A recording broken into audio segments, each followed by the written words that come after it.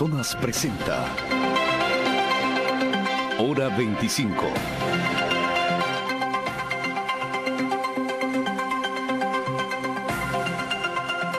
Saludos cordiales, gracias Ecuador por estar con nosotros. Bienvenidos al programa Hora 25. Fueron necesarios 59 días desde que se posesionó el gobierno del presidente Lenín Moreno para que el Ecuador conozca parcialmente la situación en la que quedó el Ecuador después del mando del presidente Rafael Correa. A esta hora se sabe que el anterior gobierno dejó un endeudamiento de 60.000 millones de dólares. La deuda histórica del Ecuador aumentó en casi 4 veces en 10 años.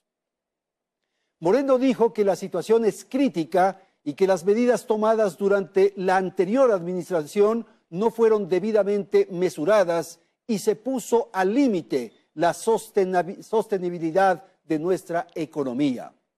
La proforma del presupuesto para lo que resta del 2017 asciende a 36.000 millones de dólares.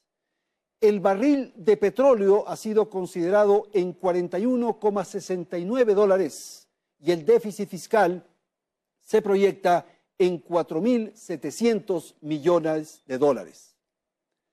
Después de este anuncio, del anuncio del presidente Lenín Moreno, la mirada se coloca en septiembre. Ahí tendremos el presupuesto para el 2018 y se anunciará el programa económico para los próximos 4 años. Frente al anuncio del pasado viernes, el expresidente Correa cree que en septiembre habrá un paquetazo, obedeciendo ese paquetazo a la oposición. Se vuelve fundamental conocer los elementos que contiene la proforma presupuestaria y los contenidos que se propone implementar el régimen del presidente Moreno para enfrentar esta crisis. Nuestros invitados aquí en el estudio de Teleamazonas de esta noche son los siguientes. Agradezco la presencia del ministro de Finanzas, Carlos de la Torre. Me acompañan aquí en el panel Vicente Albornoz, analista económico. Y también me acompaña aquí en el estudio Jaime Gallegos. Él es profesor, docente universitario. Muchas gracias, Ecuador, por estar aquí con nosotros. Bienvenidos. María Gracia, buenas noches. Gracias, Andrés. Buenas noches y saludos a nuestros invitados, por supuesto también a ustedes, expectantes del tema económico. Además de comprender en detalle la proforma del 2017 y en espera de lo que se conocerá en septiembre, proforma 2018 y cronograma, el tema de la economía, es importante entender qué heredó el gobierno de Lenín Moreno. Ahora entendemos por qué no estaba servida la mesa que dejó el expresidente Correa, que criticó al Fondo Monetario Internacional, pero al final de su periodo acudió nuevamente a él. Y este fin de semana utilizó el reporte de la deuda per cápita para cuestionar las cifras entregadas por el presidente Moreno. Veamos en lo económico qué pasó en la transición del gobierno.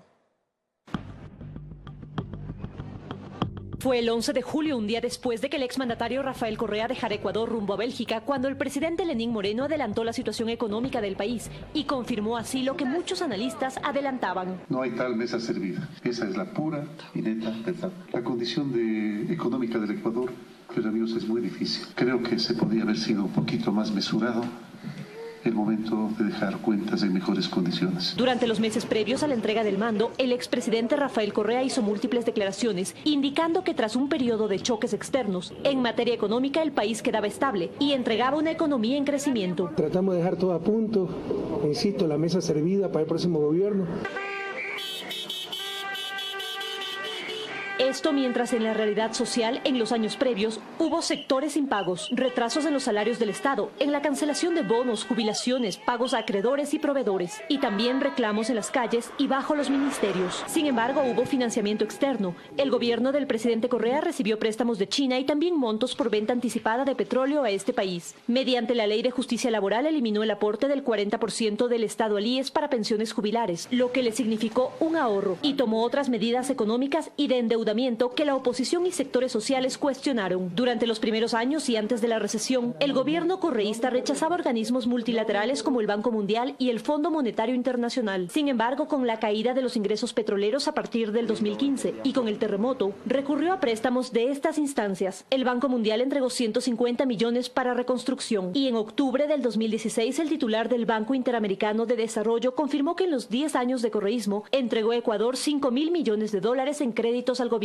Pero revisemos, según el Banco Central en su último reporte macroeconómico, cómo estaban las cifras cuando Lenín Moreno asumió el país durante el primer trimestre y sus primeras semanas de gobierno. El presidente Moreno reconoció en días pasados que el sector de la construcción tuvo una contracción importante, por lo que revisarían la ley de plusvalía, pero no fue la única actividad económica con variación trimestral negativa respecto al año pasado. También se contrajeron, entre otras, las actividades de petróleo y minas, alojamiento y servicios de comida. Pero sí hubo actividades que contribuyeron a una variación interanual del 2,6% del Producto Interno Bruto, como suministro de electricidad y agua, pesca y servicio doméstico. Sobre la inflación anual, según el índice de precios de consumo, al 2016 fue del 1,12% y a junio de este año 0,16%. En cuanto al empleo, el empleo adecuado disminuyó a marzo de este año ubicándose en 47,3% y el desempleo subió al 5,6%, es decir, a la misma cifra del 2014. En el primer trimestre del 2017 hubo 128,7 millones menos que el cuarto trimestre del 2016 en inversión extranjera. Sobre la deuda externa total, el Banco Central indica que a diciembre del 2016 se ubicó en 33.930 millones, es decir, 35% del Producto Interno Bruto. En lo fiscal, hubo una menor recaudación de los ingresos totales del sector público no financiero, es decir, se redujeron en 9,7% en el 2016 respecto al 2015. En el sector petrolero, a mayo del 2017 se produjeron 11,7 millones de barriles, 10,6% menos que en mayo del año pasado. En los primeros 5 meses del año se presentó una baja de 3,3% en producción petrolera. Con todo el déficit del Producto Interno Bruto del sector público no financiero sumado el gasto y el endeudamiento, resta conocer ajustes y medidas para el consumo de la mesa que le dijeron a Lenín Moreno estaba servida. Gracias a nuestros panelistas. Vamos a empezar. Señor ministro, el tema que más atención provocó el día viernes con oportunidad de la declaración del presidente Lenín Moreno fue aquel que tiene que ver con la deuda.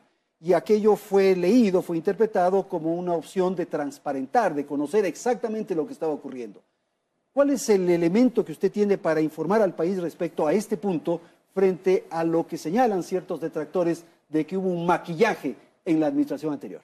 A ver, es muy importante indicar que en la intervención que hizo el señor presidente el día viernes, lo que se expusieron fueron cifras que eran ya conocidas y manejadas por los analistas desde tiempo atrás, principalmente lo que es la deuda agregada, y sobre esa base se establecieron también otros elementos que están dentro de los pasivos del Estado, que no son cifras que se han manejado con la soltura con la que se deberían, y la idea fue poder contrastar lo que es la deuda desde la perspectiva financiera con estos otros pasivos del Estado, donde están pasivos de las empresas estatales principalmente, y también con cuentas contingentes, que si bien no son obligaciones efectivas, pueden convertirse en obligaciones, y esto nos da el panorama completo del total de obligaciones ¿Y así debe del ser Estado. considerada la deuda bajo estos elementos No, que acaba de señalar? ahí tenemos que diferenciar. Una parte es lo que técnicamente es deuda,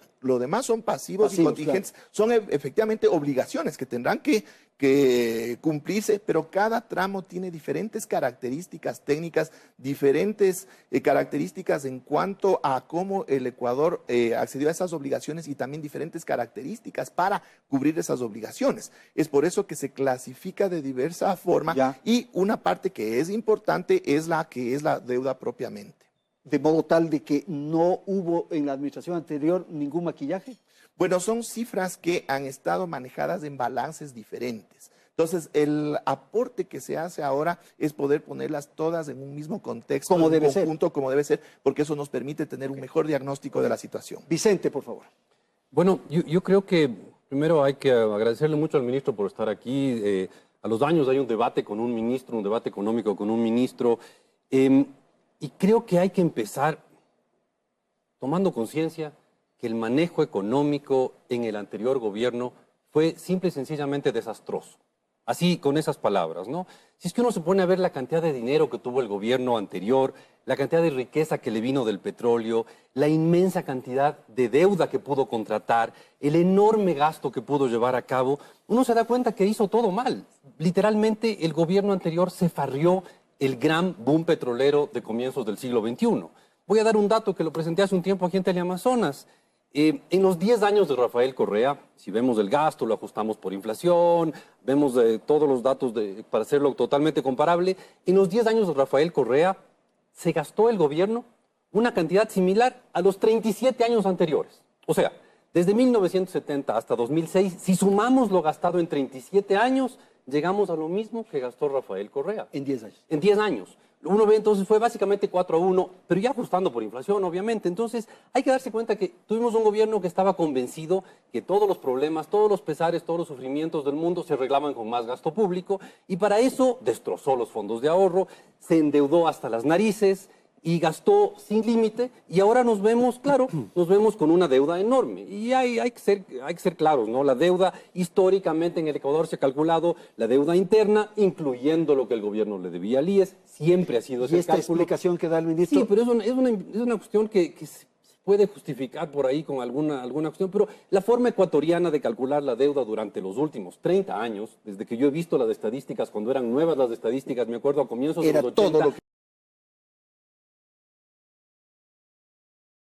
Y ahí se incluía todo, simplemente la deuda externa completa y la deuda interna del gobierno central con el resto del mundo, ya sea dentro o fuera del país. Y esa deuda estaba en 45.000 millones de dólares, pero subestimaba cosas tan obvias como la preventa petrolera. Pues la preventa petrolera es una obligación que se va extinguiendo con pagos regulares, que además devenga un interés. Eso cualquier ser humano le llama deuda, excepto el gobierno anterior que tenía que endeudarse más y más y más, porque era la única receta que tenía para medio evitar esconder el desastre del manejo económico. Ministro, su opinión. A ver, primero, no es mi función como ministro de Economía y Finanzas defender la acción del gobierno anterior, pero yo discrepo radicalmente con algunos de los planteamientos de Vicente, esto de comparar los ingresos en 10 años versus los ingresos en los últimos 30 años sin utilizar el término per cápita, es decir, es una población bastante más grande, se tienen que hacer algunos ajustes para que la comparabilidad sea bastante mejor. Asimismo, esos ingresos tendrían que evaluarse con los costos de producción del barril del petróleo, que no son los mismos en los últimos 10 años que hace 30. Es decir, podemos ir desmenuzando punto por punto muchas de estas apreciaciones, pero como digo, no es mi trabajo hacer esa evaluación. Pero en relación a la deuda, si bien es cierto que históricamente se ha manejado lo que se llama la deuda agregada, es decir, incluyendo la deuda entre las instituciones del propio Estado, también se ha manejado la otra deuda en los reportes que se hace periódicamente a los organismos internacionales que manejan las estadísticas agregadas de los países a efectos de comparabilidad internacional sobre la base de los propios manuales estadísticos de estos organismos. Es decir, se tienen las dos estadísticas que sirven para hacer análisis diferentes y tienen también propósitos diferentes. Pero finalmente todo es deuda, pues, ministro. Todos son obligaciones, efectivamente, pero tienen diferentes plazos, diferentes condiciones de pago. No puedo sumar preventas petroleras que se pagan sobre la base de una operación de las empresas petroleras a través de extracción de crudo con una deuda puramente financiera que se paga con dinero contante y sonante. Jaime, por favor. Sí, bueno, muchas gracias por la invitación. Gracias también, sí, muy amable. Estamos aquí, puro economista de la Católica, nomás nos han invitado. Cuidado, no, yo soy de la UTLA. No, pero te graduaste en la Católica. Pero te graduaste en la Claro que Católica. sí, De ahí te No se conocemos. niegue el origen, no se niegue el origen. No, yo le tengo gran cariño a la PUCE. Bueno, muchas gracias por poder compartir también. La deuda, ¿a usted le parece que es Con el adecuado ministro. cómo se ha establecido ahora? Mire, yo creo que hay que poner un contexto histórico a esto. Efectivamente, no es lo mismo el precio del petróleo en los años 70 que en los años 80 que actualmente. No es lo mismo. La economía ha cambiado, la economía se ha inflacionado en el mundo. No podemos comparar lo que ha pasado hace 30 años de ahora. Pero si queremos comparar, bueno, tenemos datos de comparación. Una deuda externa, neta, financiera, externa, hacia la banca internacional, casi del tamaño del PIB. Eso no podemos olvidar.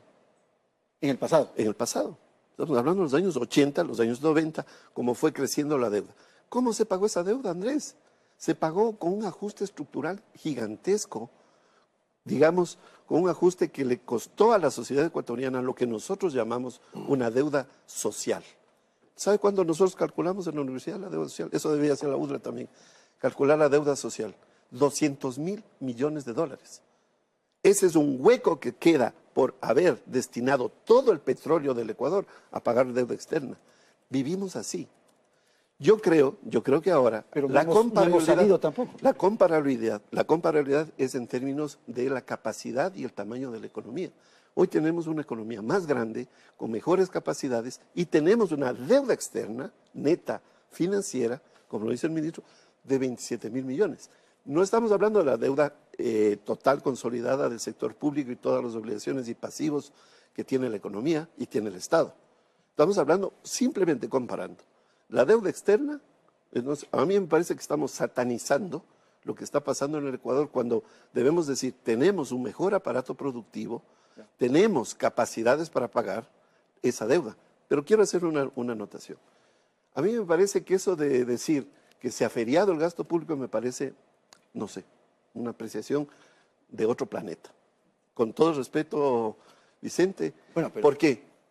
Si usted calcula cada ingreso del Estado y cada gasto del Estado, finalmente tiene un movimiento hacia la empresa privada. Hacia la empresa privada. Salvo las importaciones, y eso lo debe conocer la ciudadanía, salvo las importaciones que yo estoy pagando hacia afuera. Todo el dinero, vamos a decir, que se ha gastado, vamos a decirlo así, el gobierno ha ido anterior a lo en 10 privado. años, ha ido al sector privado. Okay. Ha ido directamente al sector privado. Esa plata lo tiene el sector privado. Entonces, yo creo que ahora, si se ha creado mucha riqueza, porque de esas cifras no se hablan, de la creación de la riqueza y de la concentración de la riqueza que ha habido de una manera brutal. Y ahí yo creo que hay unas luces para poder hablar de las soluciones de la política. Por favor, si quiere comentar eso rápidamente para ir luego al déficit fiscal, Vicente. Bueno, un poco en lo que tiene que ver con deuda y quizás adelantándome con algunos elementos.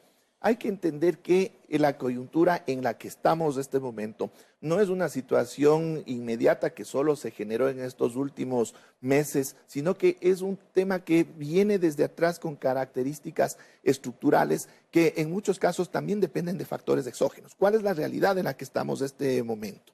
Estamos en una situación crítica en términos externos. ¿Por qué? El precio del petróleo no acaba de repuntar. Tenemos el dólar todavía apreciado. ¿Qué significa esto? Que el Ecuador está recibiendo... ¿Y un Estado obeso, como se dice? A ver, ya vamos luego a lo del Estado, a ver si es obeso o no. ¿Qué es lo que ha resultado en estos últimos años? Que de cada $3 que recibíamos por importaciones, estamos recibiendo $1 menos. Es decir, ahora estamos recibiendo 10.000 millones de dólares menos que lo que recibíamos hasta el año 2014. Por el lado real, eso efectivamente tuvo un impacto. Tenemos una caída del Producto Interno Bruto en el año 2016, vemos ya alguna recuperación en términos trimestrales, pero eso también tiene otros efectos. Evidentemente se van a traducir efectos en la caja fiscal que se derivaron también en un endeudamiento importante en estos 2 últimos años y son obligaciones que eso no negamos frente a todas las demás que tienen que irse pagando a su debido tiempo y de forma adecuada. Y esto también se refleja en otro problema que a veces se deja de mirar que configura todo este contexto que es bastante crítico. Es el tema de la demanda de dinero en efectivo al interior de la economía. Eso significa que el Banco Central del Ecuador tiene que inyectar cada año 2.000 millones de dólares más, porque los ecuatorianos estamos demandando 2.000 millones de dólares más en billetes. ¿Y esos 2.000 millones de dólares de dónde salen? De las reservas internacionales del Banco Central, en una economía que está recibiendo 10.000 millones de dólares menos por exportaciones. Entonces, este contexto es el que nos marca una situación bastante compleja a la que tenemos que dar respuestas para poder ir ya avanzando. Vicente. A ver, yo estoy de acuerdo con Jaime Gallegos.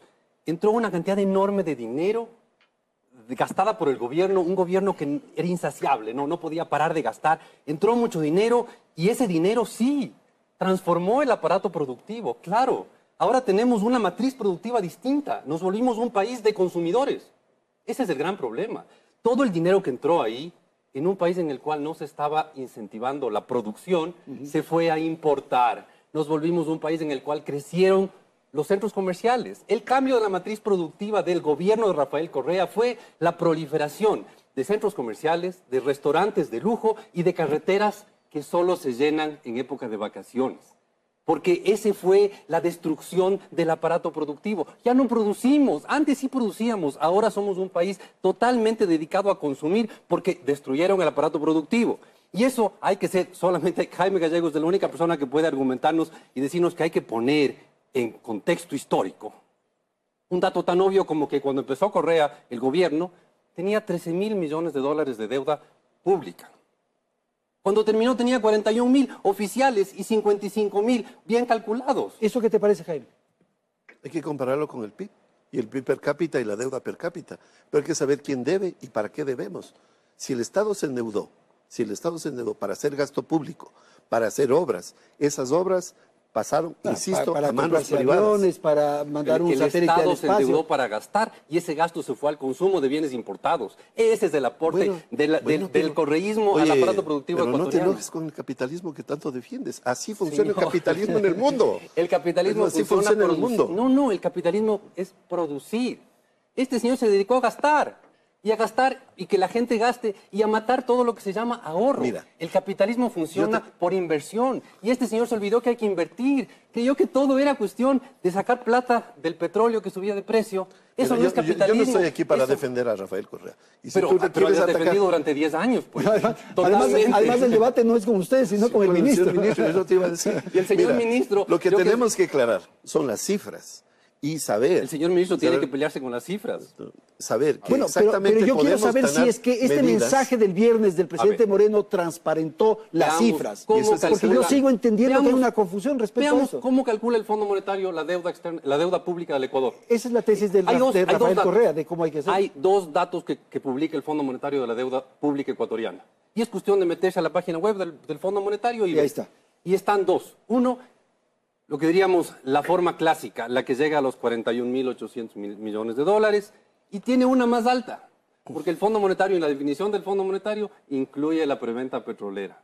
Entonces, el Fondo Monetario tiene el cálculo más bajo, que dice datos oficiales del Ecuador, y abajo tiene deuda pública real, que es más alta porque incluye la preventa petrolera. Ok, ministro. Bueno, hay varias estadísticas que se manejan dentro de los mismos organismos y como yo decía, se establecen diferentes metodologías en términos de los análisis que se tienen que hacer. Es decir, la deuda consolidada es la deuda frente a terceros que tiene una validez estadística y una utilización. Pero aquí viene un tema que yo creo que es tremendamente importante. Si no podemos desconocer la situación compleja en la que estamos ahora, pero el asunto es ahora ver hacia adelante. ¿Qué es lo que vamos a hacer ahora en función de poder ir corrigiendo esta situación? Dejémoslo ahí, ministro, porque esa es la segunda parte del programa. Vamos a ir a una pausa, volvemos un instante y es los desafíos. ¿Qué vamos a hacer en el futuro? En un instante retornamos.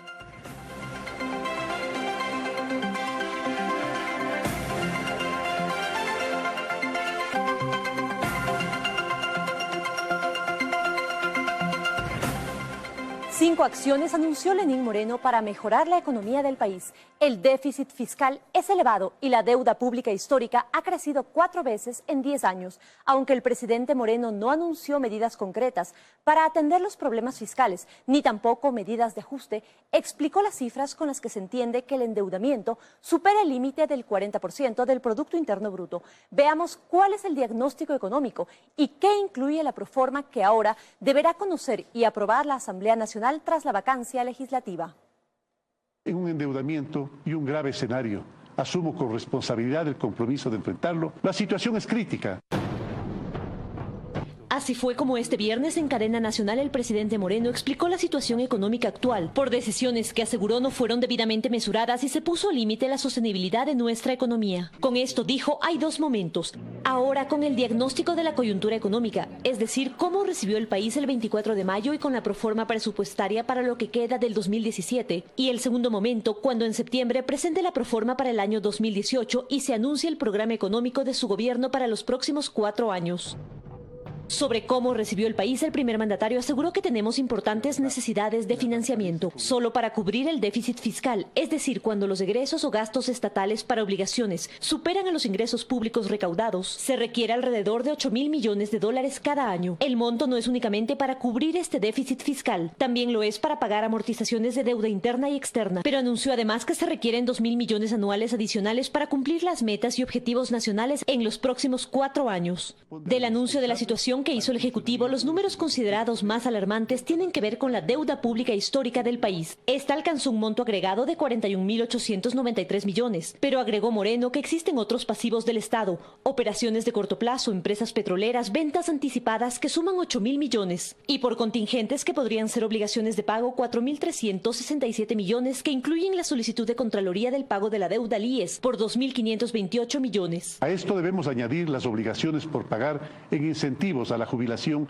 que ascienden a alrededor de 1.000 millones de dólares. Respecto a esta radiografía del escenario que calificó de grave, Lenín Moreno anunció 5 acciones que ejecutará para mejorar la economía: dinamizar el sector de la construcción, incentivar la inversión e ingreso de divisas, impulsar el uso de medios electrónicos de pago en coordinación con el sistema financiero nacional, establecer medidas de austeridad y priorizar la inversión pública. Sobre la hoja de ruta, la proforma para lo que resta de este año es de 36.818 millones de dólares, es decir, eleva 2% respecto del presupuesto codificado del año anterior, que llevaba ejecutado el 33,2% y comprometido el 36,2%, números hasta el 30 de mayo. Los supuestos de esta proforma se calculan con un precio del petróleo ecuatoriano de 41,69 dólares y estimaciones de exportaciones petroleras por 136,6 millones de barriles. Y además, en base a la proyección que hacen del crecimiento del Producto Interno Bruto de 0,7%. En esta proforma, con el presupuesto indicado, las prioridades de gasto señaladas son: primero, educación con 5.198 millones, salud 2.779 millones, vivienda 1.157 millones, bienestar social 1.048 millones, seguridad, riesgos y defensa 3.453 millones. En el 2017, explicó el presidente, esperan entre los ingresos más relevantes 14.760 millones por impuestos, por tasas y contribuciones 1.609 millones, por transferencias desde las empresas públicas y el Banco Central 3.322 millones, por transferencias y donaciones de capital e inversiones 3.241 millones y por financiamiento público 11.670 millones. Con la proforma 2017, el déficit fiscal se proyecta en 4.700 millones. Es el país que heredó Lenín Moreno.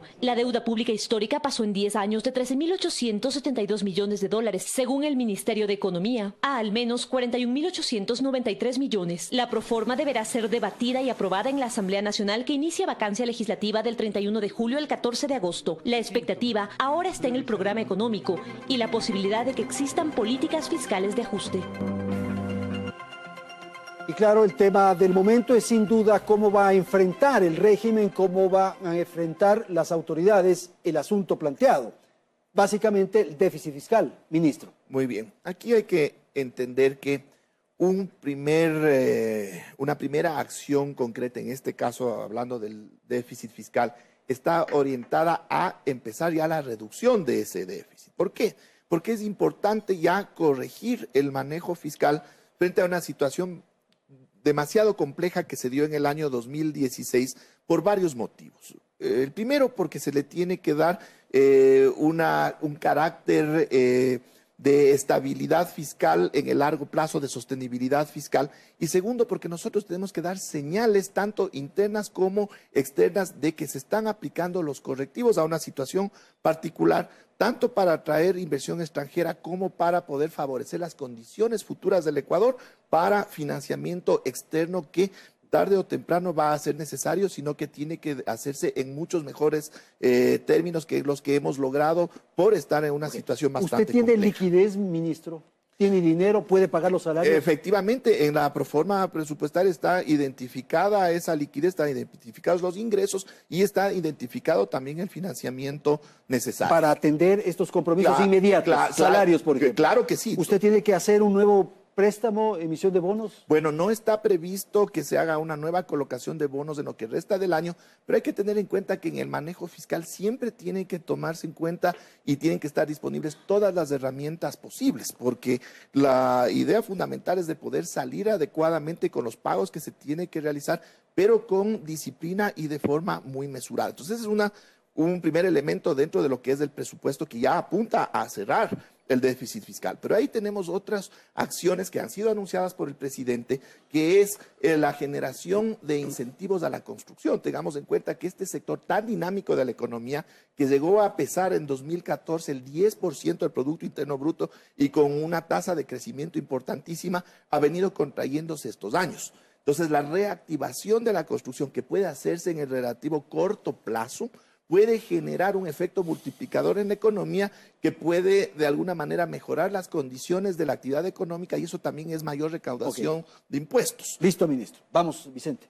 Bueno, déficit fiscal y esta apreciación del ministro. Bueno, honestamente creo que el ministro no estudió lo que tenía que estudiar para el puesto en el que está.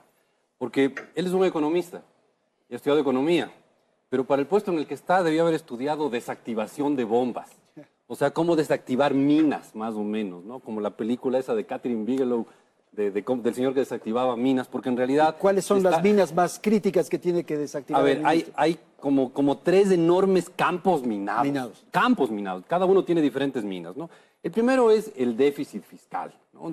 Tema complicadísimo porque, claro, el gobierno anterior, en su barbaridad de manejo económico, le volvió al Ecuador adicto al gasto público. Y el Ecuador solo crece cuando el gasto público crece, lo cual no debería ocurrir. Pero ocurre porque ese fue el cambio de la matriz productiva que produjo el gobierno anterior. Entonces, primero atacar el déficit, lo cual es complicado porque si frenamos el gasto de una sola, la economía tendría un frenazo de golpe. Entonces, hay que a la economía primero hacerle acuerdo de que lo básico en economía es producir y no solo consumir. Entonces, primera cosa, acostumbrarle a la economía que viva con un gasto público más pequeño. El segundo campo minado, porque no es solo una mina, es un campo minado, es el tema de la enorme deuda. Una deuda que eso está conectado con el déficit, porque a cada dólar de déficit hay que ponerle $1 más a la deuda, y hay que enfrentar una deuda que es de corto plazo, de altas tasas de interés y compleja de pagar. Debe ser uno de los mayores dolores de cabeza para cualquier persona que esté en la tesorería del Ministerio de Finanzas, el ver cómo van renegociando la deuda, porque tienen que renegociar todo el tiempo nueva deuda y conseguir nueva deuda. Y finalmente, el tercer campo minado es producir. Este país tiene que acordarse que lo central en economía es producir. Nosotros nos enseñaron que economía, la ciencia económica existe porque en el mundo hay escasez. ¿Cuál es la herramienta de lucha contra la escasez? Producir, así de simple. Entonces, el tercer campo minado es producir. Para eso necesitamos inversión extranjera, inversión nacional, inversión privada, inversión. Necesitamos un montón de incentivos para que la gente realmente se acuerde que tiene que invertir y producir. Entonces, esos son los 3 campos minados. Y cada campo tiene un montón de minas que están por ahí escondidas y complejas de trabajar. Volvamos rápidamente a la deuda, porque ese campo minado que refiere Vicente requiere, yo había señalado en un momento que conversábamos, reestructurar, pero usted dice que no es ese el caso. A ver, ya estamos atendiendo 2 de los campos minados con lo que acabé de explicar. Uno, el de la deuda y el déficit, al ir avanzando con una contracción del déficit, entendiendo que en los años anteriores ese gasto fiscal ha sido un gasto que ha tenido un componente muy importante de inversión pública, que si bien es la que ha activado la economía, pero ha permitido construir una infraestructura productiva que está ahí. No nos olvidemos. 10 años después tenemos 10 proyectos hidroeléctricos que antes no existían, tenemos miles de becarios que ya han regresado con capacidades de generar alto valor agregado, etcétera, etcétera. Entonces nosotros lo que tenemos ahora es que aprovechar esos recursos que dejamos de inyectar en inversión pública para poder aprovecharles de mejor manera en el resto de usos que se dan en el manejo presupuestario. Pero por otro lado, este recorte que ya podemos hacer es el que nos va a permitir ir reduciendo de a poco la deuda. El tema de la construcción, que es una medida inmediata que se está aplicando de generar esos incentivos, está apuntando al tema de la producción que está indicando Vicente por el efecto multiplicador que tiene. La construcción se genera con mano de obra ecuatoriana, en gran medida con insumos ecuatorianos, y eso genera una dinámica económica importante. Pero también tenemos que atender otro espacio que es el tema monetario. Ya expliqué la vulnerabilidad que tiene la dolarización. Muchos de los economistas pensaron durante la primera década de este siglo que la dolarización funcionaba con piloto automático y eso no es cierto. Entonces, para poder darle una sostenibilidad y fortalecerle la dolarización en el largo plazo, hay que tomar medidas porque si no, el rato que se nos venga abajo, tenemos problemas. El dinero electrónico. La primera es el dinero electrónico, es decir, si es que nosotros logramos impulsar no solo el dinero electrónico, sino el uso de medios de pago electrónicos como sustituto del dinero efectivo. Billete. En una economía donde los ecuatorianos demandamos 10 veces más billetes que lo que se demanda en economías europeas. ¿Eso se va a hacer con el sistema financiero privado? Se puede hacerlo. Aquí el punto ¿Se puede es, o se va a hacer? Se está trabajando porque tienen que cumplirse ciertas condiciones. Lo que importa es que funcione y se masifique el dinero electrónico, no quien lo administre. Y si eso puede ir de la mano con otros incentivos para el uso de tarjetas de débito, tarjetas de crédito, estaremos dando un paso en solucionar este drenaje de divisas de las reservas. Gracias, ministro. Jaime. Bien, bueno, es muy bonito hablar con lugares comunes, o sea, decir que producir es el éxito del capitalismo es un lugar común y es muy fácil decirlo. Pero si yo soy inversionista, lo que yo quiero garantizarme es que tengo una demanda. Si yo tengo una demanda, todo estudio de mercado, no vamos a decir que a nuestros estudiantes de economía que les enseñamos, digo, viva la producción, si tiene que existir es una contrapartida en la demanda, tiene que haber un crecimiento de la demanda para yo poder invertir. Ahora, tenemos dos tipos de demanda, la demanda interna y la demanda exógena.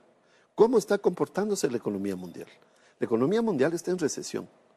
¿No? Está en una recesión, le cuesta mucho despegar, es como grandes analistas económicos, premios Nobel han dicho, la economía mundial está flotando, no se hunde, pero no puede volar, no despega, no termina por despegar.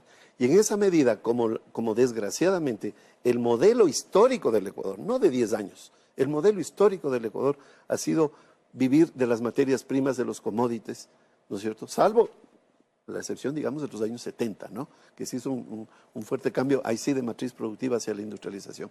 Pero las condiciones internacionales, como bien lo señala también Carlos de la Torre, nuestro ministro ahora, ¿no es cierto? ¿Qué le dice? Que hay que aprender a vivir en dolarización, en una apertura mundial, y hay que saber manejar un sistema que es altamente peligroso para cualquier economía.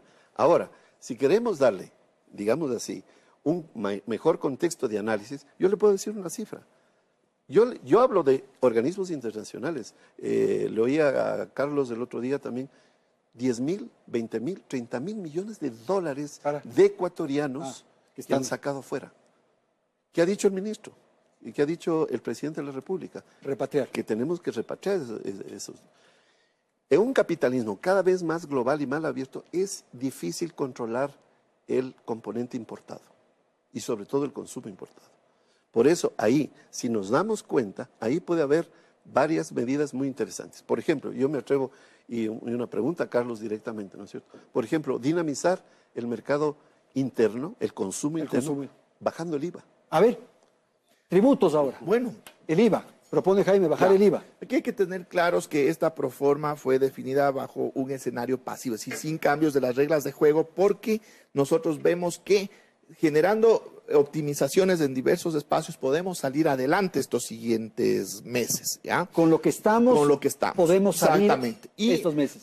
Un ejercicio adecuado dentro de una política económica y social que apunta hacia objetivos sociales y de redistribución. Se tienen que agotar todos los mecanismos que no generen impactos en la población, y eso es lo que vamos a hacer, y hay diversas acciones que se pueden hacer. Pero la idea en el esta tema de impuestos, de bajar el IVA, ahí hay que también analizar algunos elementos. Si no hay todavía una evidencia empírica a nivel internacional que demuestre que es totalmente efectiva esa medida. Todo depende de lo que se llama la elasticidad precio de la demanda, es decir, si es que una baja del precio debido a una baja de los impuestos genera mayores ventas en una economía, puede funcionar. Pero eso tendría que evaluarse con precisión absoluta, porque si es que falla eso, cada vez se deja de percibir. Perdón, Jaime, sí, por favor. Pero una alternativa ahí, yo creo que hay que ser sinceros, digamos, manejando las cifras. La transparentación de las cifras de la deuda, del déficit, yo creo que hay que agradecerle al presidente Moreno, porque sabemos de dónde estamos y hacia dónde debemos ir, ¿no?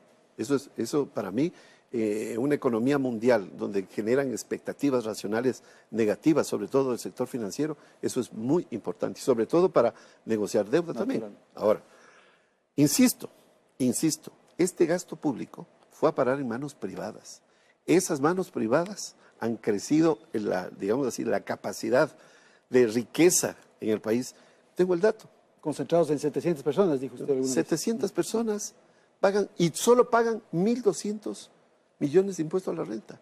Las 700 personas más ricas de este país. Está bueno que consultemos también las otras estadísticas del SRI. Es muy interesante ver eso. Ahí usted ve el nivel de altísima concentración. Yo le puedo sacar una tajada a esas personas que no le van a hacer cosquillas a su riqueza por 4.000 millones de dólares. ¿Con un tributo especial sería? Con un tributo especial. A ver. Hay economías en el mundo, que lo que llaman, por ejemplo, cuando crece mucho la riqueza, lo que hay es que frenar esa expansión. ¿Por qué? Porque de lo contrario empieza a distorsionarse la economía. Se llama impuesto jubileo. Muchas sociedades... Impuesto jubileo. Y muchas sociedades, en la historia económica hay muchos ejemplos de ello. ¿Ya? ¿Y con eso se puede obtener 4.000 millones? Por ejemplo, si yo le digo, si usted debe pagar 5.000 millones de impuesto a la renta, no pongamos los 700 más personas más ricas del Ecuador, pongamos las 2.000 personas más ricas. Estamos hablando de un grupo extremadamente reducido que yo, perdón, voy a hablar en términos coloquiales, que no le va a hacer cosquillas a la riqueza de esas personas. Vicente. A ver, acabo de oír algo que me ha dejado impresionado. O sea, aquí tengo un economista que dice que hay que frenar el crecimiento de la riqueza. O sea, ubiquémonos un poquito más. A ver, pero ubiquémonos, exacto, 2% del mundo maneja el 60% lo que tenemos es que crear riqueza. Justamente las ideas como las tuyas son las que le llevaron al Ecuador a la situación en la que estamos ahorita. Eso de convencerse que hay que frenar la creación de riqueza. Eso lo dice usted. Claro, pero son esas las ideas que dijeron, no, pues hay mucha riqueza, frenémoslo. Entonces, lo que hay que hacer ahora es pensar en cómo crear riqueza. ¿Y por qué crecieron los grandes grupos económicos? ¿Y los 30.000 millones de dólares o 10.000 millones? ¿Por qué no regresan? Centrémonos. ¿Por qué crecieron los grandes grupos económicos? Las principales cadenas de supermercados en el país triplicaron sus ventas con el gobierno de Correa. ¿Por qué? Porque Correa triplicó el gasto público, pues. El problema es que nos volvimos, como yo digo, un país de consumidores. Y claro, ¿en qué se gastó? Se gastó muchísimo en infraestructura, como dice el ministro, con los aeropuertos que no se usan, con la refinería del Pacífico que no existe, con Yachay que es una burla. Y al final, ahorita, ¿qué es lo que está haciendo el ministro? Está proponiendo que se reactive la construcción en el país. Ok, me parece una excelente idea, pero si hay que reactivarlo es porque estaba desactivada. ¿Quién desactivó la construcción? La ideología de Rafael Correa, del señor Gallegos, que dice que hay que ponerles impuestos a todos los ricos. ¿Sabe lo que va a lograr con eso? Que haya más inversión de ecuatorianos. ¿Sabe cuánto era el impuesto a la renta en Estados Unidos en los años 60? Me parece ¿Sabe que cuánto debería... era el impuesto a la renta? A ver, estamos en el Ecuador en el año 2000, por Señor, favor, modernícese, ya se cayó el muro de Berlín. A ver, 60% y el capitalismo funcionaba. Ya se cayó. A ver, vamos al Ecuador del siglo XXI. Vamos a defender a los ricos. Es que no estamos... Es que ese es el problema. Cuando uno quiere que el país produzca más, no se le deja a un ministro que quiere que el país produzca más porque se le pone se empieza a bombardearle con unas ideas tan arcaicas como esas. A ver, el muro de Berlín cayó totalmente arcaicas. Hay que dejar que los países produzcan, que produzcan riqueza, que creen riqueza. Porque el rato en que usted les ponga un impuesto especial a los ricos, se van a ir a vivir a Miami, pues no van a invertir acá. Ubíquese. Ministro, tributos. Explíquele al país cuál es la propuesta tributaria del gobierno. Bueno, no hay ningún a este momento cambio. No hay en este nada. momento no hay ningún cambio. Como decía, siempre se van a evaluar todas las acciones posibles que puedan realizarse sin afectar a los bolsillos de los ecuatorianos. Y por eso se buscan mecanismos alternativos de reactivación de la economía para que la propia dinámica de la economía, a través de mayores ventas, mayor movimiento, pueda generar mayor recaudación con los impuestos que se tienen. Ahora también se está buscando los recortes, ya indiqué que se está optimizando el gasto en inversión, es decir, ahora el gasto de inversión se ha concentrado en obras que están en proceso, no se va a generar nuevas obras en lo que llega de lo que queda del 2017. ¿Cuánto van a poner en el aeropuerto? ¿Cuánto van a poner en la refinería del Pacífico? Eso está en stand-by por lo pronto. Muy bien, ¿ya? eso es un paso. Porque se tiene que hacer las evaluaciones respectivas y ahorita no hay recursos sino los que tenemos con las justas para poder cumplir con una obra que está en proceso. Pero ahora también es importante entender que es muy difícil la reducción del gasto corriente por varios motivos. Primero hay que entender que el 85% del gasto corriente aquí en el país, lo que son pagos, las remuneraciones al sector público, se va en los maestros, se va en Fuerzas Armadas, Policía y Salud. ¿Ya? Entonces, ¿qué es lo que sucede cuando nosotros tenemos una inercia de una construcción importantísima de hospitales y escuelas que han demandado no solo más equipamiento, sino la contratación de más maestros, de más médicos? También se ha mejorado las remuneraciones de la fuerza pública, se reconoce los premios que tienen cuando ascienden en las graduaciones, etcétera. Entonces, todo eso tiene que irse cubriendo, ya son obligaciones permanentes que tiene el Estado. Sobre las cuales no hay recortes. No hay recortes, es muy difícil. ¿En dónde van a haber los recortes? Se está buscando los recortes en la optimización de otro tipo de cosas. Por ejemplo, para este año no va a haber compras de vehículos por parte del sector público. Es decir, vamos a tener que funcionar con los que estamos. Si es que hay déficit en alguna institución, se va a establecer un mecanismo para transferencia de los vehículos que están están subutilizados de un lado al otro, no se van a llenar las vacantes que están en este momento abiertas para no tener que incurrir en contratación adicional. Se establecerán mecanismos también de ocupación de personal que eventualmente en entidades cierto personal puede estar en exceso, pero en otras ese tipo de perfiles son en cambio deficitarios, entonces se puede reacomodar a los funcionarios públicos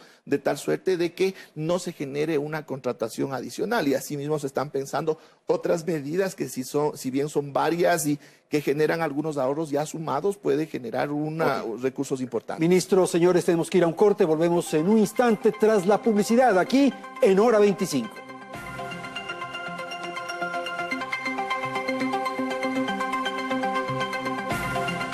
Bien, vamos entonces a la tercera parte del programa. Ministro, ¿hay la posibilidad de que se produzca un paquetazo en septiembre, tal como pronostica el exmandatario Rafael Correa? No, de ninguna manera. Hay que entender también que para septiembre habrá que ya trabajar en una siguiente proforma para el 2018. Pero como todos conocemos, está ya ahora operando el Consejo Consultivo Productivo y Tributario, que es donde se está generando un diálogo con el sector productivo a través de diversas mesas para escuchar sus necesidades y buscar mecanismos que puedan generarse para incentivar actividades generadoras de divisas y actividades generadoras de empleo. Entonces, de ese Consejo Consultivo surgirán algunos elementos que definirán las nuevas acciones que eventualmente tendrán que incluirse en la proforma del 2018, pero está completamente alejado y no tiene nada que ver con ese concepto de paquetazo que eran esos golpes a los más pobres que solucionaban el tema fiscal, pero le arruinaban a la economía. Pero reformas tributarias sí. Eso dependería de si es que por ese lado se generan algunos de los incentivos. Pues tenemos que esperar. Es decir, por eso las cosas han estado bien. Yo diría la mesa ha estado servida. No para nada. No hay ningún problema. A ver, es que ahí estamos con el concepto de que cuando hay complicaciones hay que entrar con las medidas de garrotazo, entonces ahí sí se justifica una situación crítica. El hecho de que no estemos entrando con el garrote no quiere decir que hay una situación crítica, en vista de que nosotros ahora disponemos de una batería de otro tipo de medidas que pueden generar soluciones sin tener que entrar a esas recetas drásticas y dramáticas, ¿no? Vicente, estamos tranquilos. No. Lo advierto al ministro, absolutamente. No estamos tranquilos, estamos frente a 3 enormes campos minados y son campos ¿se va a resolver? Muy complejos. Lo que no nos ha explicado es la deuda, ¿cómo la va a resolver? O sea, ¿cómo va a reestructurar? Bueno, y tenemos también el tema de la producción, ¿no? Tenemos el tema del déficit, el tema de la deuda y el tema de la producción. 3 campos minados muy complejos, ¿no? Por ejemplo, me parece muy sensato lo que se está proponiendo, no comprar más vehículos. Yo tengo los datos de los vehículos. En el año 2012, el gobierno ecuatoriano tenía 34.500 vehículos. Solo para que veamos el gasto social del gobierno, ¿no? 34.511 vehículos en octubre de 2012, según un ministro de apellido Ballén de esa época, ¿no? Lo interesante es que el gobierno del Japón, en el mismo año, tenía 30.000 vehículos. O sea, el gobierno del Japón, que es más grande, ¿no? El gobierno del Japón, que es mucho más grande que el Ecuador, tenía 30.000 vehículos, mucho menos que el Ecuador. El gobierno de Estados Unidos, que es todavía más grande, tenía 70.000 vehículos, cuando el Ecuador tenía 35.000 vehículos. Pero ¿no? solo en Washington, pues. No. Son datos, todos son datos de la revista The Economist. Entonces, el hecho es que el Ecuador se ferió completamente este boom. Y ahora, claro, hay que coger y ver cómo meter el freno sin que sea un frenazo de golpe en el que todos se estampen contra el parabrisas de estando dentro del auto. Pero que hay que meter el freno, Lo que no nos ha dicho el ministro es que va a haber ajustes de gasto. Sí, claro, el gasto va a caer. Bueno, pero ha dicho ya algunos. Exacto, y ese gasto más pequeño va a producir un crecimiento más bajo. Ojalá ya se vaya creando el ambiente necesario para que el sector privado invierta, para que haya más producción en el país. Ya pueda caminar sobre sus propios pies. Eso será ya no requiera el apoyo de lo público. Lo que pasa es que en el fondo solo el sector público estaba jalando la economía, no era la inversión productiva, la inversión privada. Se construía carreteras, sonaba lindo, había una constructora brasileña ganando plata por las carreteras, pero como no había inversión a la derecha y a la izquierda de la carretera, no se llenaba de camiones. Se beneficiaban los grupos privados, que dice Jaime. Exacto, los grupos privados con el gasto del gobierno, teóricamente con visión social. Jaime, por favor. Bien, sobre los ajustes, sobre lo que hay que hacer, un poco pensando. Yo no quiero caer en una discusión donde las cosas se adjetivicen, ¿no? A mí me molesta mucho, lo digo sinceramente, por lo que acaba de decir anteriormente Vicente. No estamos aquí para adjetivar. Estamos adjetivando mucho y estamos proponiendo menos. No veo propuestas. No veo propuestas. Veo generalidades.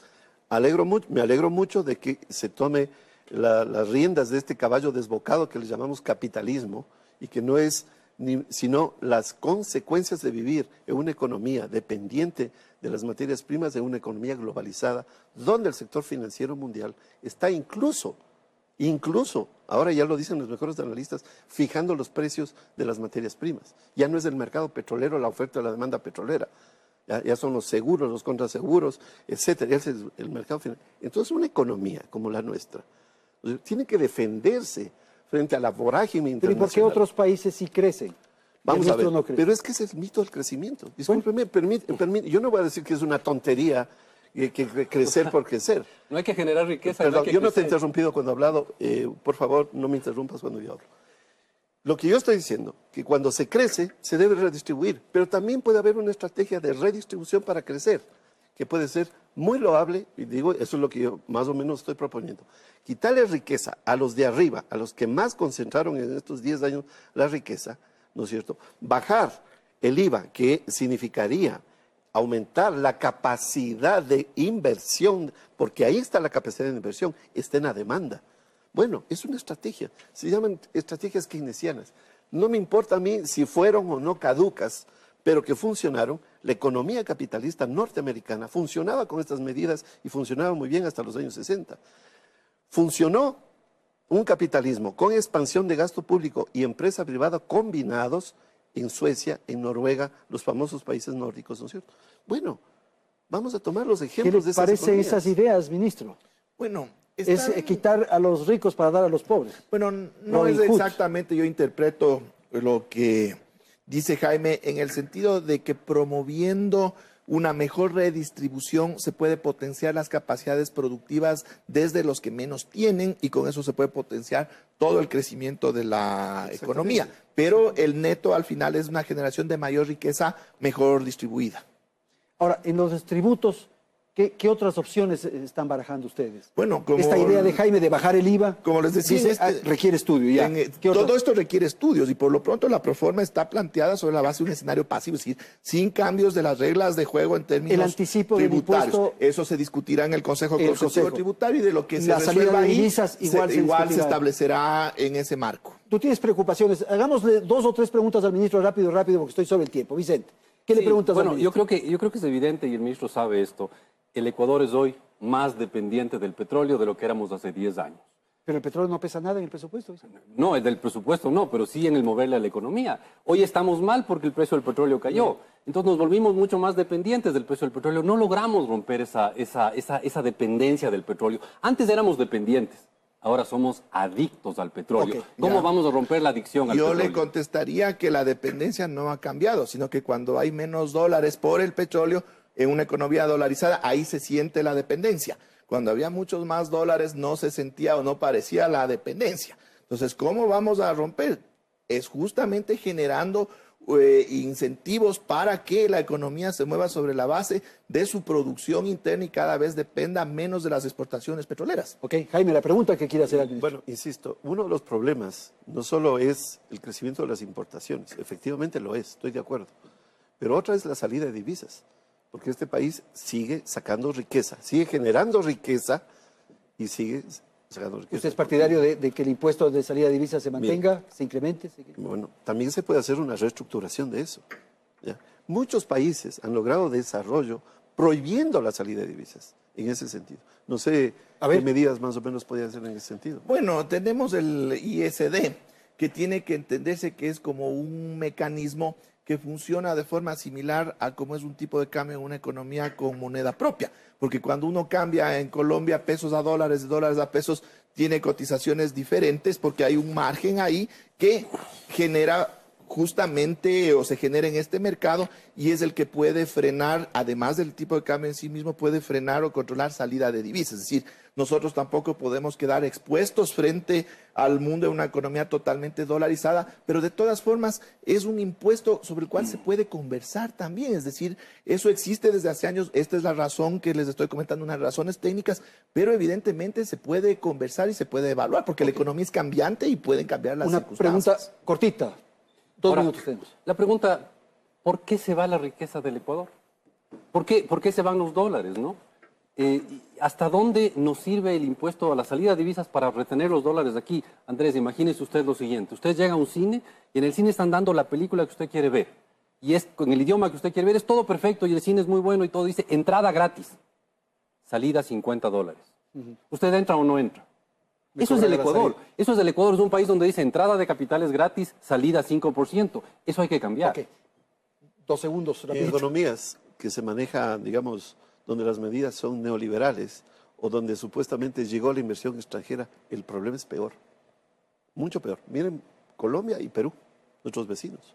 Claro, llegó mucha riqueza, se preparó el camino supuestamente para la inversión extranjera, que es tanto lo que se reclama, ¿no es cierto? ¿Y qué está pasando ahora? Ahora vemos el otro efecto, el efecto salida. Por eso yo digo, yo creo que ahí se puede ajustar también. Retener los dólares. Ministro, ¿cuál es el pronóstico o la previsión de crecimiento para este año? Bueno, ya para la proforma presupuestaria se ha manejado con una cifra del 0,7%, que es una cifra apenas positiva, que es razonable en el entorno complejo en el que está la economía actualmente. ¿Salimos o no salimos, ministro? Salimos, por supuesto. ¿Pero con sudor? Con sudor, lágrimas, con esfuerzo, sudor, con sangre, pero no. Arrimando el hombro. ¿Cómo arrimando el hombro? Nos piden arrimar el hombro y todo está perfecto. No, en ningún momento. Todo el tiempo hemos indicado, tenemos un problema en el sector externo. No suben los precios del petróleo, el dólar apreciado. Un PIB que está pequeñito, positivo, no crece todavía. Tenemos un problema fiscal importante con una deuda importante que tenemos que servir y un problema monetario de drenaje de dólares por la demanda. Es decir, ¿dónde está una situación positiva? Boyante, tenemos complicaciones, pero para eso estamos, para trabajar y sacarle adelante al país. Gracias a Carlos de la Torre, Vicente Albornoz, Jaime Gallegos. Gracias a la audiencia, felicidades. Hasta la próxima semana.